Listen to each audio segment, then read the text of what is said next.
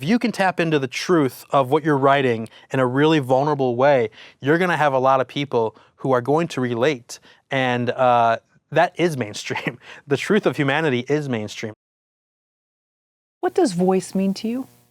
If you're talking about what's someone's voice, it probably means like perspective on the world. It probably means how they interpret their surroundings. It probably means their internal monologue that they're always having with themselves. So I would say your voice is sort of the way you kind of experience and digest and observe this journey that we're on, and that creates the voice that you will then find a way to share somehow, some way, if you want.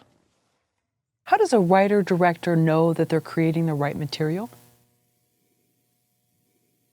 Yeah. How does the writer-director know they're creating the right material? I don't know if you, I mean, how do you know? I don't know if you do know. It's sort of like, Jordan Peele said once in a Q&A I went to years back, follow the fun, It's like, you got to keep it fun. If you take it too seriously, if you're too, wound up, I don't know. There's something about like, you still got to have fun with this. Like with life, with all of it, like it's got to be fun. So if you're having fun and you feel like people are also having fun experiencing what you're doing, because that's the other thing. We can talk about this if you want. I don't like selfish artists. And when I say selfish, I mean someone who makes an art who's like, this is just for me almost, and I don't want to name any names. There's a couple filmmakers that maybe I feel this way about. But ultimately, I kind of sometimes feel like if the audience isn't buying what you're giving them, but you are buying it yourself, it's fine. It's just like, and you can do that. I just think that it's about entertaining the audience. It's about giving people a gift. It's about making them feel something, laugh, cry, thrills, whatever. I mean, Tom Cruise jumping off of a cliff on his motorcycle is freaking awesome because we're all like, oh my God. We all feel alive watching him do that. We're like, God bless Tom Cruise, right? And it's like, just, he's giving his gift, of course. And there's a lot of people who do that. And so, not to do the stunts, but who give their gifts. So I think that like, how do you know you're doing it right? I think you just gotta have fun with it. You gotta follow it, and it's gotta be something you believe in, something that like, you would literally be willing to dedicate your life to a certain extent. If you really want to measure it, would I be willing to like bend over backwards for like 5 years making this project come to life? Like, is that how much I believe in it? If the answer is no, that's okay too. The answer is not really. No, I mean like I'll try, but if this isn't it, like I'll do something else. That's okay too, but if you want to really make something that it's like, I'm not letting anything get in my way, like I believe in this so much, and I know the audience will this will really be the thing, you have to believe that first, and then you have to go for it. So that's how you might know. If you have those little feelings inside your belly that are kind of tingling, or if you're feeling like, I'm bored, I don't feel like working on this, or take some honest feedback too. If you have your friends that you trust read something, or you talk about an idea, and they're like, yeah, it's good, it's not, it's like, feel free to, you don't have to listen to them necessarily or take their advice fully, but like at least take in the reactions that you're getting, because you also don't want to waste your time on something that's like not really landing. So I don't know, it's a case by case, but I think you'll know it when you know it. Yeah. Well, you said something that bothers you as a, quote, selfish artist, but is there a fine line between selfish and then listening to too much of what the crowd's saying? Because if, let's say, Quentin Tarantino, if he listened to people, or Paul Thomas Anderson all the time, they wouldn't have the style that they have. Totally. So where's the line? Great question. Yeah, so the line, and you're talking about two filmmakers who I would say the audiences love their movies. I think they cheer for their movies. They can't wait for their next one. I mean, I can't wait to watch, was this One Battle After Another, or whatever, the new PTA film. I'm always blanking on messing up the title. But anyways, yeah, so I think it's like the line is drawn on whether or not that you are doing something that is giving something to the audience. That's really what it is. When I say selfish, I just mean like, if you're not taking into account the audience, I think the audience deserves better, actually. I think the audience deserves quality. I think the audience deserves a texture, and they want it. Like, that's the coolest thing is like, I am traveling the country right now with this new movie of ours, and like, I'm talking to the audiences, and like, they do want good movies that hit them, that make them feel something. They want it desperately, and they're not getting it the way they used to. They always say, they're like, yeah, the movies just aren't what they used to be. Now, there are still some, for sure, and I think PTA and Tarantino, and there's a bunch of great filmmakers who are still doing great work. But there's also a lot of like movies that are just like quickly put out there by these companies that don't really have much to offer. And it's just like, we need views. We need to keep them going. We need to keep them scrolling. We need to keep them clicking. It's like, okay, fine. That's selfish on their end. You know, and then there's also, I think, stuff that's maybe like the artisty side, which like, it's fine. Like if you're an independent filmmaker, you want to make something that's really just like out there, that's cool. But like, I do think that like, at the end of the day, like if there's no one who's like embracing your movie in the theater, then who are you really making this for? You know, are you just making it for yourself, which is fine too. That's fine.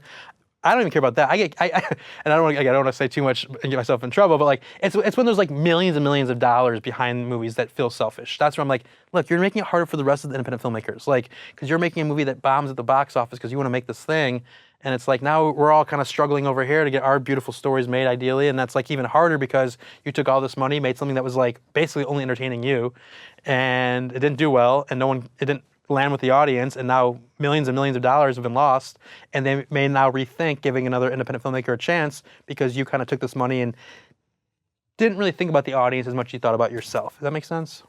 What do you teach your students here at NYFA about finding their voice?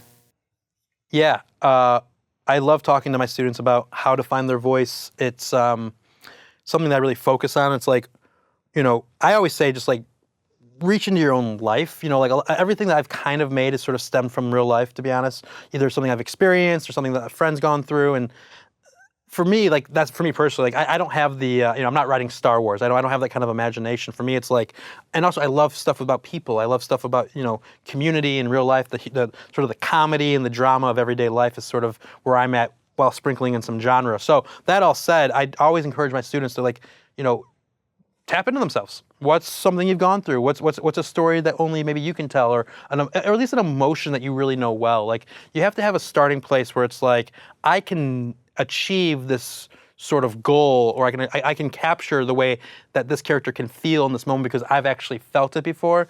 If you don't have that personal connection, I actually think that, you know, movies will fall a little flat.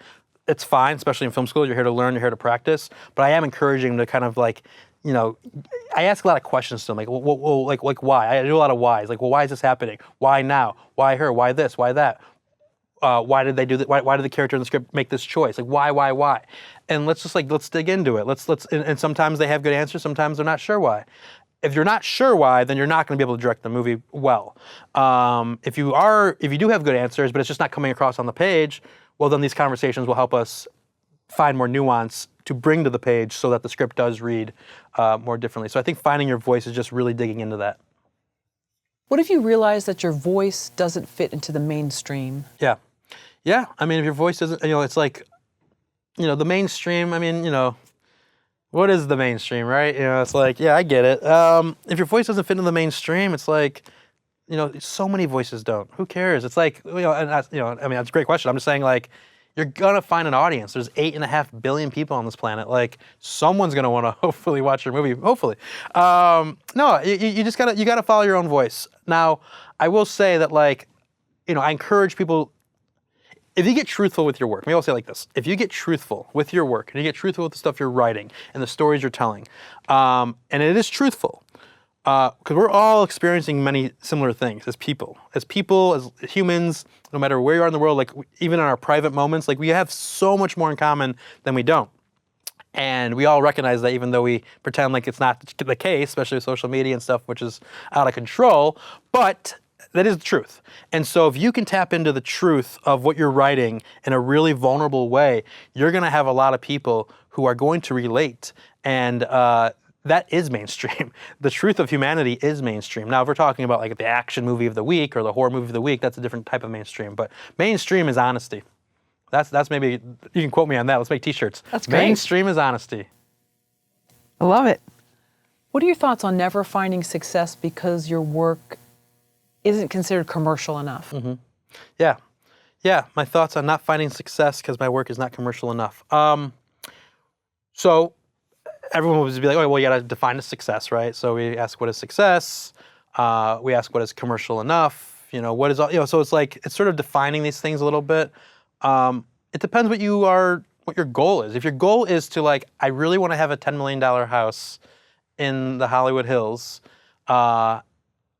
there's a way to get there probably. I don't know if I have the playbook for that, and it requires a lot of luck.